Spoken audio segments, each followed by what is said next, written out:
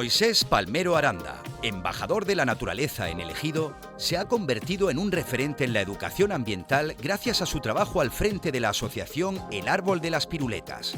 Su objetivo es enseñar a observar y comprender los ecosistemas y la gran biodiversidad que alberga el municipio. A través de un enfoque innovador que combina divulgación científica, cuentos y actividades prácticas, Moisés logra conectar a las personas con su entorno, fomentando el respeto y la sensibilización ambiental. Entre sus destacadas iniciativas se encuentran las rutas turísticas por el paraje y reserva natural de Punta Encina-Sabinar y el aula de ecología urbana, que realiza junto a escolares en colaboración con el Ayuntamiento de El Ejido.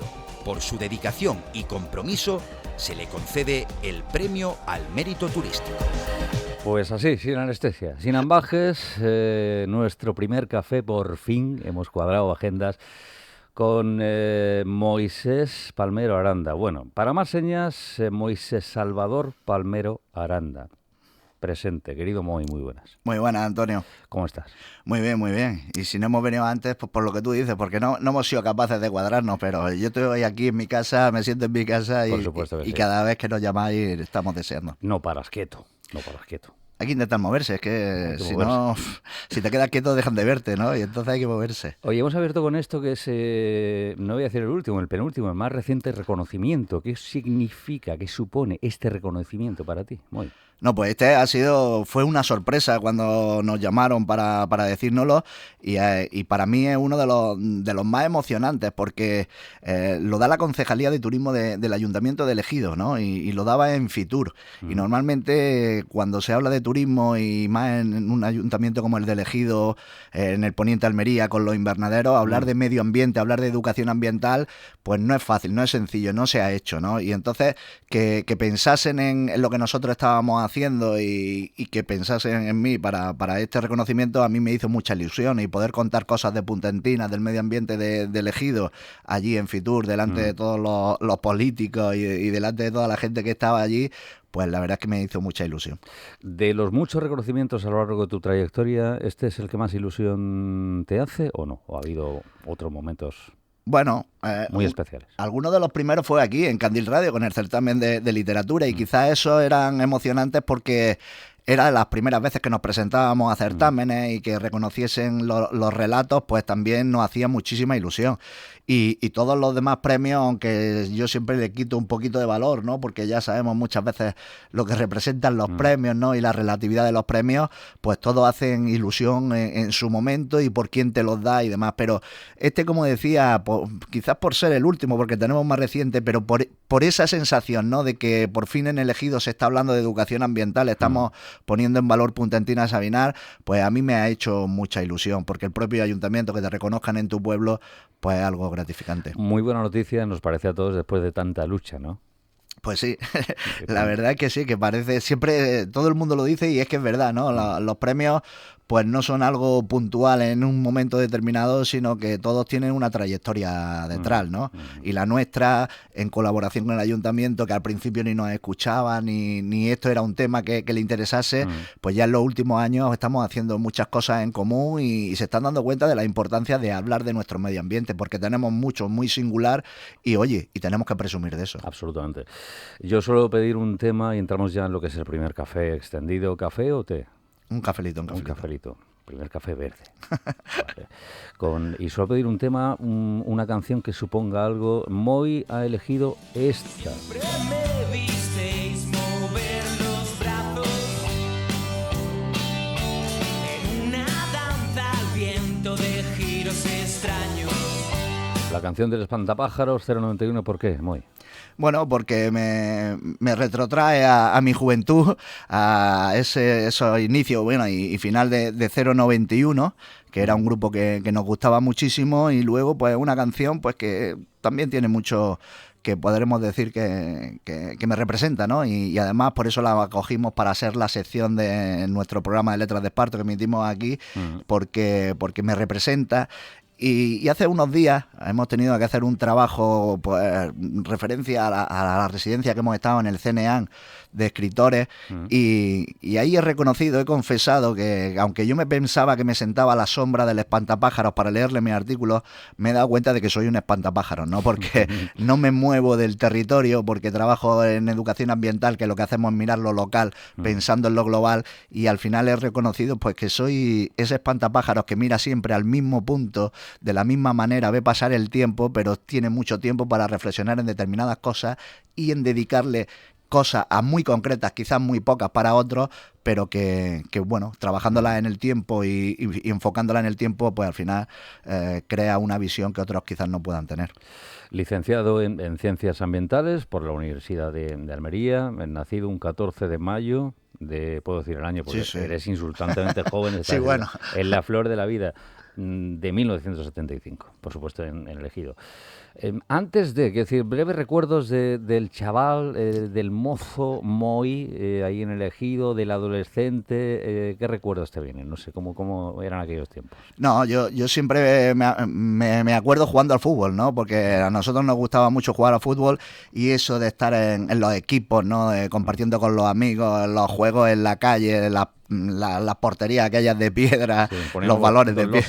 Sí. Ahí, pues yo siempre me acuerdo de eso, ¿no? Y después también, pues nosotros hemos pasado todos los veranos allí en Balanegra, en una casa que tienen mis padres, y también pues lo relaciono con eso. Hemos pasado pues mucho tiempo, incluso los inviernos, los fines de semana, nos íbamos allí, y Balanegra es un sitio pues que bueno, que a mí me trae muy buenos recuerdos, y cuando yo pienso en mi infancia, pues es uno de los pocos lugares en los que yo he estado todos los años de mi vida, ¿no? Porque después ya hemos ido cambiando de pueblo, nos han ido trasladando, y hay veces pues que no has estado, por ejemplo, en el Ejido, pero en Balanegra siempre hemos estado. Entonces es algo que a mí me... Brevemente, abro paréntesis, en lo futbolístico, nadie es perfecto.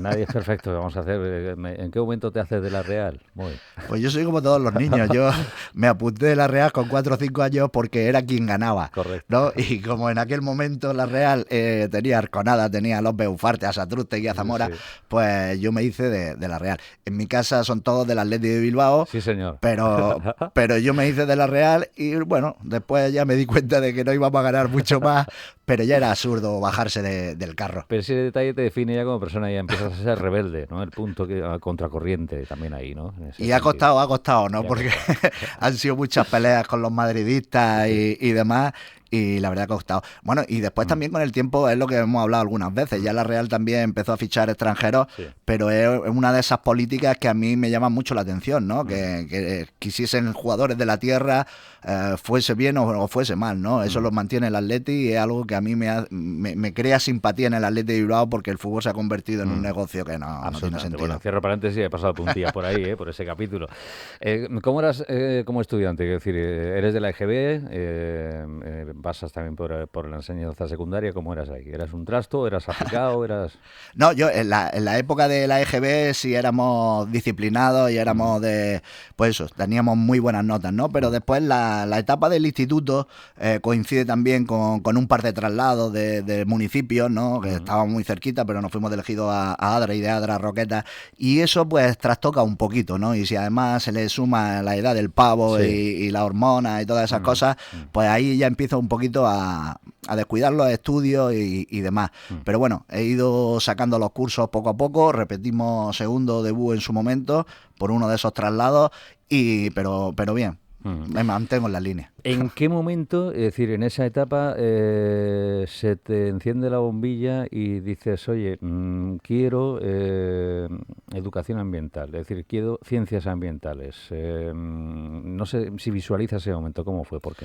Sí, bueno, fue un momento muy, muy puntual, porque fue cuando empieza a formarse la carrera de ciencia ambiental, eran las primeras promociones.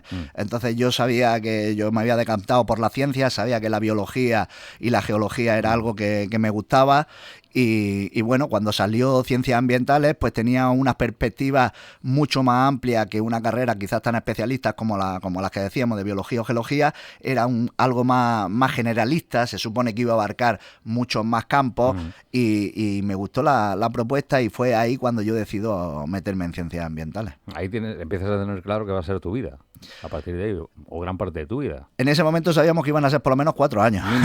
Después fueron 5, porque la verdad es que yo tengo que reconocer que no he sido un universitario convencido, ¿no? Y eso es una de las críticas que yo hago al sistema educativo. Vamos pasando de etapa en etapa sin reflexionar un poquito qué es lo que queremos hacer en el futuro. Y muchas veces vamos empujados por lo que te impone la familia, la sociedad y demás.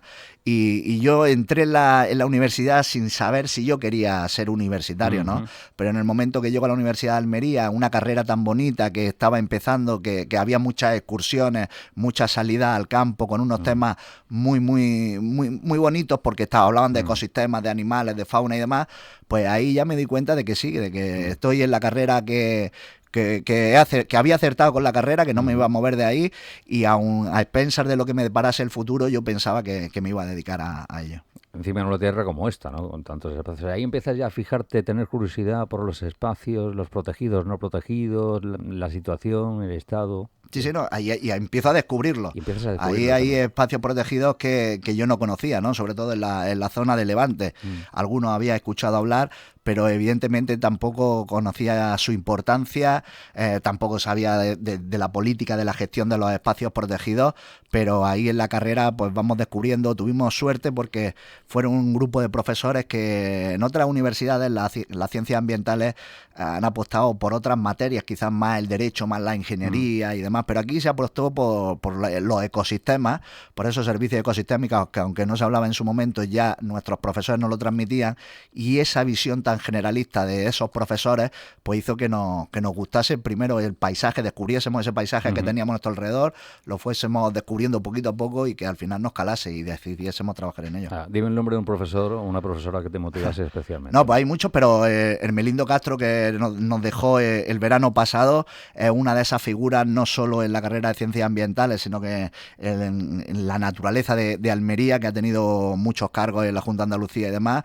Fue uno de los que más me iluminó por la forma de dar clase, por los contenidos que daba, y pues también porque de una forma no formal, sino simplemente por su trayectoria, te das cuenta de que la naturaleza hay que protegerla a pie de campo, ¿no? A pie de ecosistema, pero también hay que trabajarla políticamente, ¿no? Y esas dos vertientes muchas veces la gente joven no la descubrimos hasta demasiado tarde, ¿no? Y gracias a él pues nos dimos cuenta de que mucha del éxito de que se protejan determinados ecosistemas están en los despachos, están en la política, y la política es fundamental. Pero después también está Calaforra, Javier Cabello, hay muchos profesores que nos marcaron. Acabas la carrera, eres licenciado, ¿a partir de ese momento qué? Bueno, durante la carrera hay una materia que a mí me llama mucho la atención, que es la educación ambiental. Era una asignatura cuatrimestral que no era obligatoria, pero bueno, a mí me doy cuenta de que la educación es lo mío, ¿no? De que vamos a trabajar en el medio ambiente, pero también sin olvidarnos la faceta educativa, ¿no? Y entonces, a partir de ahí, cuando termina la carrera, decidimos montar el Árbol de las Piruletas, la Asociación de Educación Ambiental, la primera que hay en Almería. Había muchas asociaciones ecologistas que hacían educación ambiental. Pero esa fue pionera. Pero claro, la primera que se dedicaba exclusivamente a la educación ambiental éramos nosotros, ¿no?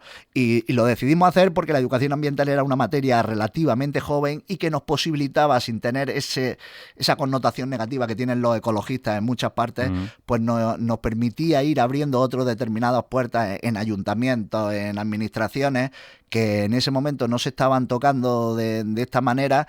Y fue la decisión que tomamos. Queríamos dedicarnos a la educación, teníamos la parte ambiental ya hecha, y montamos la asociación para trabajar ahí. Te prometo que tenía esa preguntita por aquí, la adelanto. Es decir, unimos ecologista, a educación ambiental. ¿Es correcta esta fusión? ¿Un educador ambiental es ecologista? No tiene por qué, ¿no? Porque muchas veces el ecologismo, bueno, yo entiendo que sí tiene que ir unidas, ¿no? Pero hay muchas veces que el ecologismo pues se entiende de forma peyorativa, ¿no? Cada vez que pensamos en ecologista pensamos en alguien problemático que se encadena, que protesta Grandes por todo. organizaciones, sí. Exacto. Pero sin embargo, la ecología social es una manera de hacer política que empieza a mirar al ciudadano, al medio ambiente, a la justicia social, a la justicia ambiental. Y a mí el ecologismo es algo que me atrae muchísimo. Y pienso que la educación ambiental puede ser una pequeña herramienta que utilizan los ecologistas también en su trabajo, ¿no? Pero yo sé que hay educadores ambientales que no comulgan con el ecologismo y hay otros ecologistas que piensan pues que la educación ambiental quizás es algo pues descafeinado, ¿no? Quizás una manera de tapar pequeñas vergüenzas o hacer greenwashing a las administraciones y demás, y que lo puedo entender. Pero para mí es verdad que ser un educador ambiental y ser ecologista prácticamente es lo mismo, con muchas connotaciones diferentes, pero para mí sí. Nace la asociación El Árbol de las Piruletas. Tú comentas en tu espacio, luego recordaremos cómo llegamos, ahorita todos los detalles. Toda la vida de Moi Palmero está en un espacio concentrada y todas las actividades que también hablaremos, que no para de organizar y de participar en actividades. Dices, un trabajo que me fascina porque me permite emplear mi creatividad, conocer espacios naturales, sentir la satisfacción de que estoy poniendo mi granito de arena para cambiar el mundo que me rodea. Y paso página, luego añades, soy autor y narrador de cuentos infantiles, pero es que antes dices, me considero escritor, disfruto imaginando, escribiendo, contando mis historias, todas ellas relacionadas con la educación ambiental. Esas son las razones para denominarte escritor. Tú tienes cierto rubor, pero es que eres escritor, eres autor también. Sí, pero en ese texto del que hablaba, en el que me reconozco como espantapájaros, también reconozco que antes ponía más libremente lo de escritor y me he dado cuenta de que es mucho más exigente de lo que podemos pensar, que no es solo hacer libros. Pero últimamente me estoy sintiendo más escritor de lo que me he sentido últimamente. Al principio te pones esa medalla, ¿no? Porque parece como que viste que es importante y demás. Luego te la quitas porque no sé, todo el mundo literario, todo el problema que hay alrededor del mundo literario, pues te va desilusionando un poquito, ¿no? Pero luego, a medida que vas haciendo publicaciones, que vas viendo cómo los cuentos empiezan a tener resultados, que los colegios empiezan a trabajar, los que los niños, oye, dices, pues sí, soy escritor, ¿no? Y ahora no me da vergüenza decirlo, lo reconozco abiertamente, pero es verdad que ha habido un momento donde me lo he quitado de encima, no sé si por pudor, simplemente por eso, por estar desilusionado un poquito, pero ahora me reconozco que soy educador ambiental que utiliza la literatura como otra herramienta. Como recurso, ¿no? Como recurso. Y está calando entre los más jovencitos, es decir, ¿estás satisfecho en ese sentido? ¿Está llegando el mensaje a los más jóvenes? Sí, además yo soy un convencido de que, bueno, lo estamos viendo cada uno a título personal, hace una reflexión y nos damos cuenta de que la sensibilidad ambiental ha cambiado muchísimo en los últimos años, ¿no? Y por tanto nuestros niños también son más sensibles a esto del medio ambiente, y en los colegios se trabaja más, en las administraciones ya se hacen programas que no son puntuales como eran antes, sino que son a largo tiempo. Entonces son temas que ahora, digamos, no voy a decir que están de moda porque no pienso que sea una moda, pero es cierto que se están trabajando muchísimo más y entonces nosotros estamos teniendo pues mucho más reconocimiento del que quizás cuando empezamos a hacerlo teníamos en todos los aspectos, y es algo que yo me voy dando cuenta cuando vamos a los colegios, cuando vamos a las bibliotecas, de que los niños ya conocen determinados temas, pero siempre hay que recordárselos porque siempre decimos que una cosa es la teoría y otra cosa es el ejemplo, ¿no? Y por desgracia hay muchos malos ejemplos ante una pequeña teoría que le dan en los colegios, en las casas y demás. Correcto. Para adultos escribes Secretos en el Sendero. Fue tu primera aventura, digamos, solo ante el peligro, ¿no? Sí, bueno, uno de los primeros trabajos que yo tuve fue en el aula de Naturaleza Paredes, allí en Abrucena, y allí fue donde yo descubrí que la literatura podía ser una buena herramienta para hacer educación ambiental, porque nos dimos cuenta de que, bueno, pues nos poníamos a contarle demasiadas cosas a los grupos que venían y los perdíamos entre nombres de plantas, animales y rocas, ¿no? Pero nos dimos cuenta de que a través de la historia pues íbamos captando su atención, ¿no? Y ahí durante pues, las noches de los campamentos, los grupos, imaginamos muchas leyendas que le contábamos en la oscuridad del bosque, imaginamos ese primer cuento que era Árbol de las Piruletas, y entonces cuando dejo de trabajar en el aula de naturaleza tenía la sensación sensación de que esas historias se iban a perder, que nos habían dado muchísimos buenos ratos con mucha gente y que queríamos recogerlas, ¿no? Y es ahí cuando decidimos hacer esas publicaciones. Hombre de comunicación, que sabe divulgarlo, que comunica, radio. Esta casa, también en la universidad, hiciste y hace radio. Sí, sí. Y divulgas.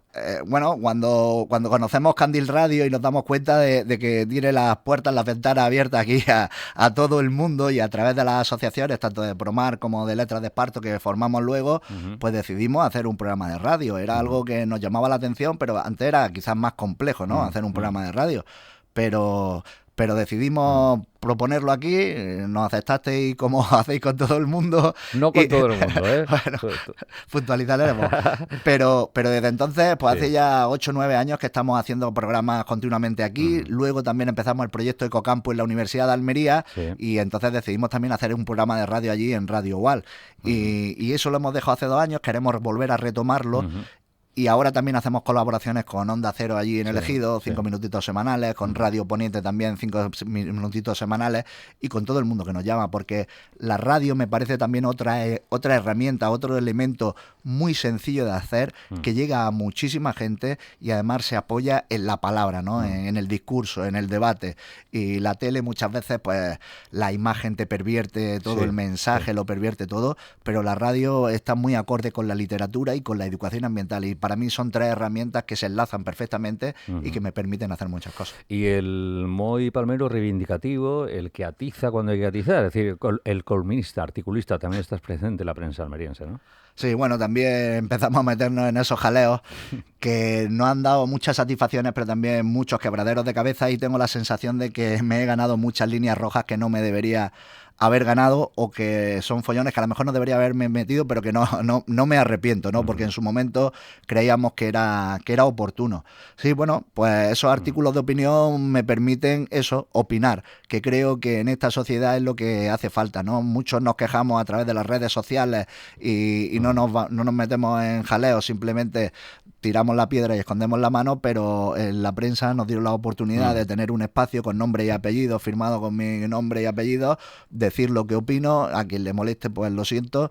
También he aprendido mucho a lo largo del camino, porque me he dado cuenta de que muchas de las cosas que he dicho, pues después no eran tal como yo las veía, pero bueno, esas opiniones han generado debate, han generado movimiento, algunos, como decía, no muy gratificantes para mí, pero que me han hecho también, pues, posicionarme en otro aspecto, porque también lo que nosotros queríamos, aquí en esta sociedad te ponen etiquetas muy rápidamente, ¿no? Y en el momento que tú empiezas a escribir cuentos infantiles, parece que eres, pues, un cuentaautor, un cuentacuentos, demás, y muchos los desprestigian, ¿no?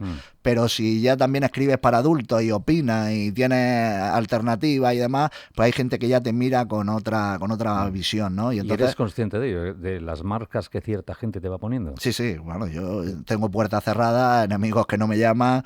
Ahora en la Feria del Libro del Ejido, y allí no participamos, por algo será, no por el ayuntamiento, sino por lo que hay alrededor. La Feria de Almería también fue por lo que empezamos a escribir, y yo sé que tengo puertas cerradas, que me gustaría que me lo dijesen a la cara, pero bueno, que tampoco vamos a entrar aquí en polémica, pero que yo siempre he intentado ir de cara a decir las cosas que pienso, y no me gusta que vayan por detrás los demás. Y lo vas a seguir haciendo, por supuesto. Sí. ¿Llegas ¿en qué momento llegas a Promar? Porque con el Delfín Viajero aterrizas aquí, ¿en qué momento fue? Sí, bueno, en Promar habíamos estado durante la carrera, pero después nos desconectamos un poquito porque montamos el árbol de las piruletas, y es cuando aparece el Delfín Marco allí en Almerimar, cuando, bueno, aparece en Roquetas, se lo llevan a Almerimar, es cuando volvemos a engancharnos, y ya a partir de ahí es cuando nos quedamos de forma permanente, ¿no?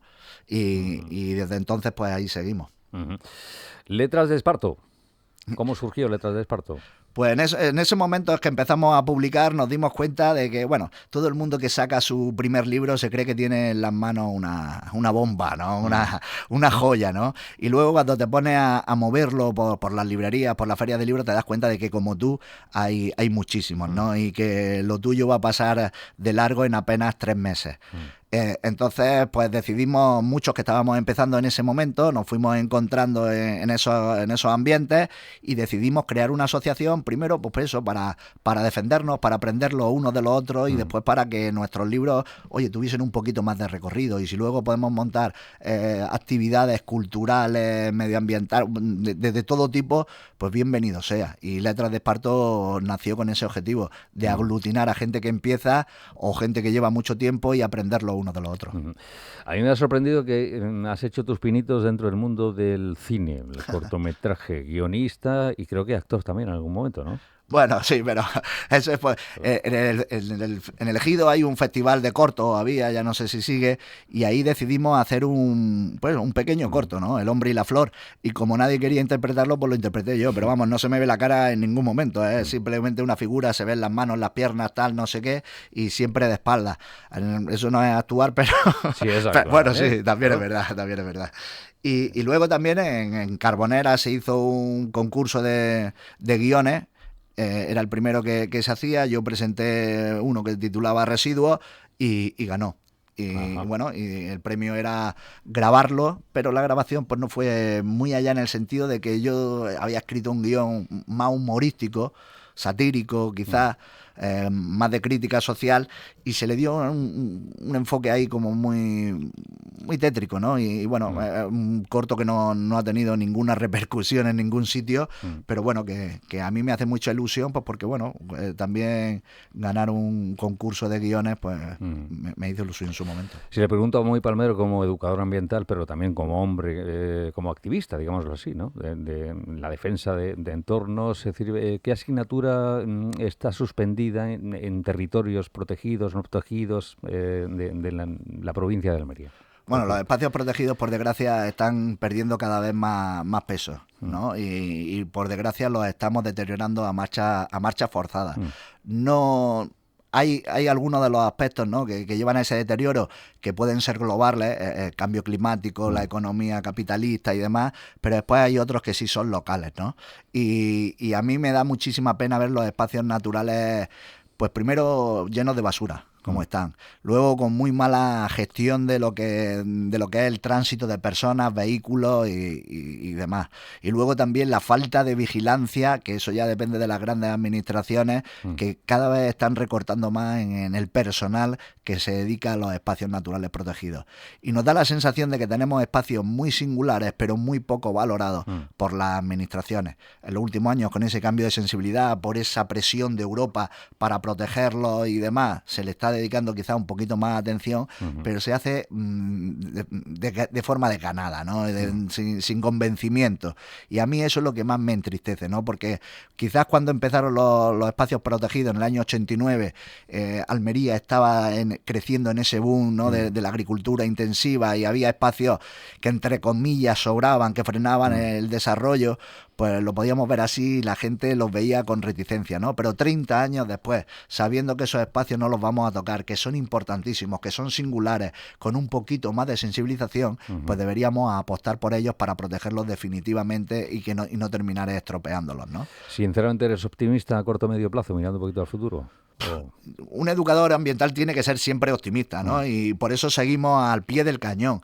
Pero es cierto que a medida que vas conociendo cómo funciona la política, cómo funciona la economía, te das cuenta de que tenemos poco recorrido, porque nuestros políticos es cierto que han cambiado el mensaje, han cambiado el discurso, pero la economía va en otra dirección y muchas veces los esfuerzos personales de las asociaciones y el esfuerzo individual pues no se ve recompensado con el esfuerzo de las administraciones. Te pongo el ejemplo de las basuras. Parece que los culpables de que no funcione el sistema de gestión de los residuos es del individuo que no tira la basura a su contenedor adecuado, pero lo que falla es el sistema de gestión, y eso lo tienen que arreglar los políticos y se tiene que arreglar desde la economía. Y después nosotros tenemos nuestra parte de responsabilidad, pero creo que el peso de todos los problemas ambientales recae en las administraciones. En la gestión. En la gestión. Básicamente, ¿no? Actividades, jornadas, te implicas, organizas, participas, creo que ya estamos en medio de otras, ¿no? Es decir, recientemente, en abril cuéntanos un poquito. Sí, bueno, esta semana que hemos terminado para celebrar el Día de la Poesía, porque Sí, otra de las cosas que estamos haciendo es un taller de radio en Vícar, en el colegio del CEIS La Canal, Ujú. donde le estamos enseñando a los niños a hacer un poquito de radio relacionado con el medio ambiente y también con la literatura. Y hemos celebrado pues el Día de la Poesía, de los Ujú. bosques, del agua que coinciden y el equinoccio de la primavera. Empezamos el año pasado con un proyecto que era muy bonito, que era crear un jardín botánico y poético, Ujú. porque allí había pues, casi 10 árboles que el ayuntamiento cortó porque le daban sombra a los invernaderos del vecino, y como el colegio se había quedado deforestado, decidimos plantar el jardín. Y ya que estábamos plantando un nuevo jardín, pues también empezamos a plantar poetas. Ujú. Y el año pasado fue Ana María Romero Yebra, este año ha sido Ana Mari Carmen Quiles, hemos puesto unas poquitas más de plantas, el jardín va creciendo y esas poetas y los niños pues también van creciendo a la par. Qué bueno. Y luego, pues también es una actividad que ya comenzamos esta semana, que vamos a estar 2 semanas con ella, que es la primera semana de literatura y educación ambiental, que la hacemos a través del aula de ecología. El aula de ecología es uno de esos grandes proyectos que nosotros estamos muy ilusionados por lo que decíamos antes. El Ayuntamiento de Ejido lleva 4 años apostando por enseñarles los espacios naturales que tiene a los escolares de Ejido. Que eso parece que era de cajón, pero no se hacía. No se hacía y no se planteaba, ¿no? Y nos ocurría el caso de que niños con 15 años llegaban a Punta Antina, veían los flamencos y decían, ¿desde cuándo está esto aquí?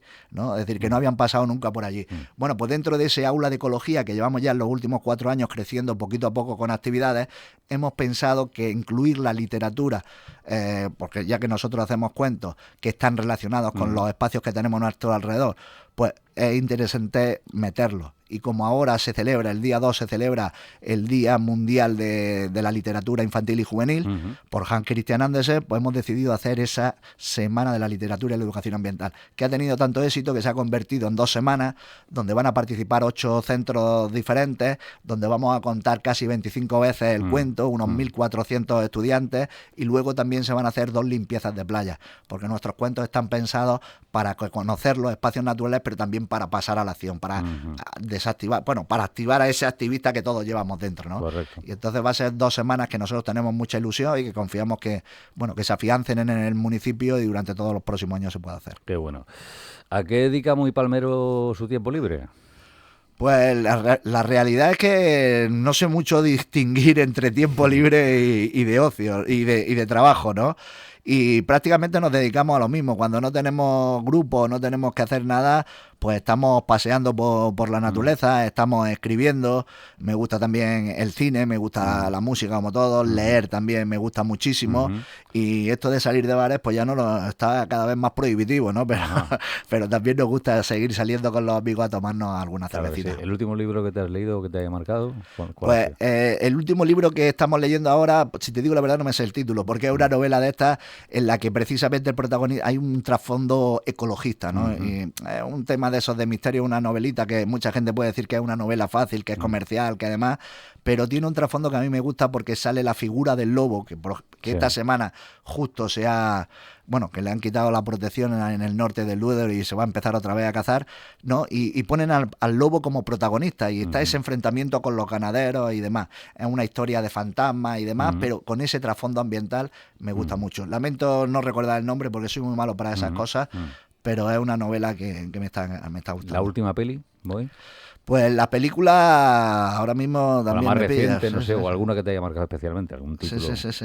Pues no, déjame pensar porque me has pillado ahí y no lo sé. No digo de ahora, pero alguna. Ya, no ya, sé, ya. o algo. ¿Series? ¿Eres de series? Sí, ¿Cuándo tienes tiempo? A mí me gustan más las películas. Las series, bueno, cuando veo series es cuando ya han pasado todos los capítulos. Eso de estar esperando a la semana siguiente para verlo, ahora con las plataformas es mucho más sencillo y las puedes ver todo el tirón.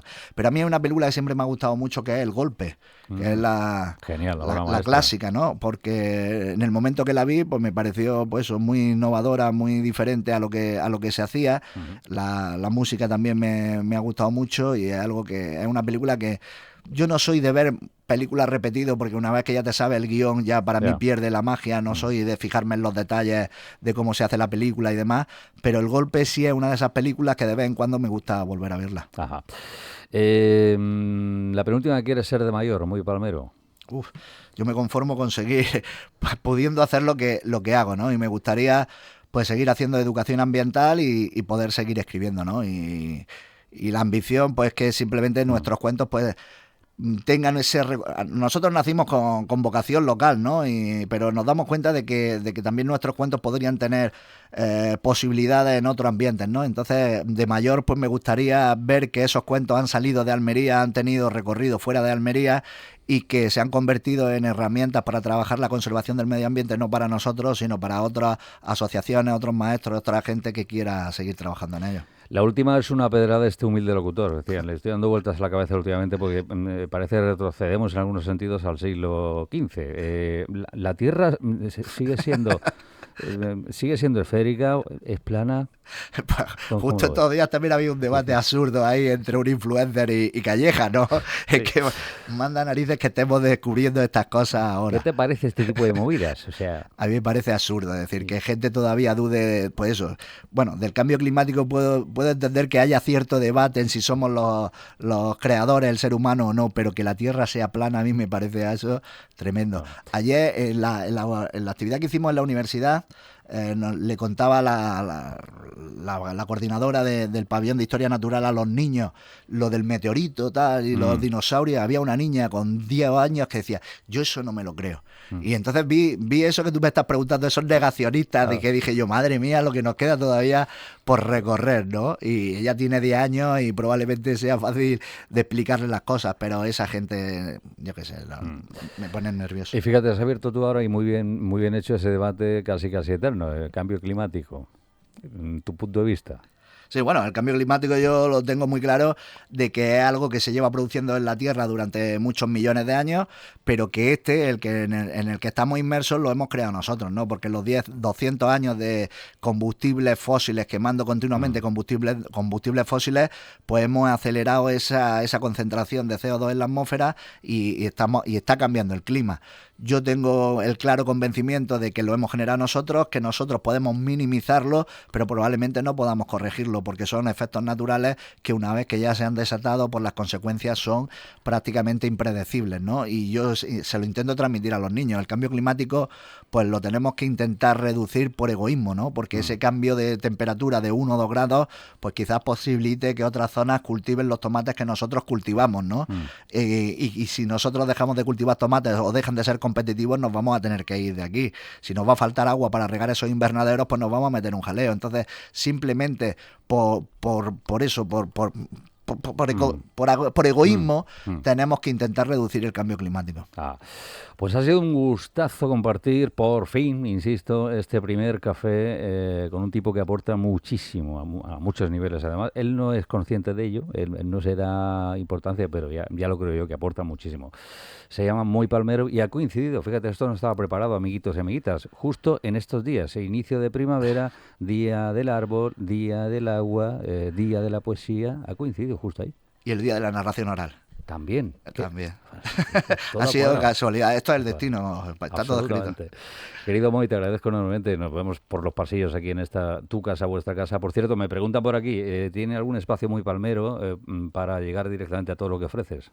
Sí, bueno, tenemos un WordPress que es Moisés Palmero Aranda. Sí. Y bueno, y yo creo que si pones mi nombre casi siempre te va a salir ese espacio. Sí. Y ahí intentamos recoger los artículos de opinión, los enlaces a los programas de radio que hacemos y las actividades. Es cierto que la página del Árbol de las Piruletas la tenemos descuidada porque se nos acabó el dominio, la empresa que lo llevaba cerró y tenemos que volver a retomarla, ¿no? Pero ahora mismo a través de mis redes sociales, Moisés Palmero Aranda, me van a encontrar.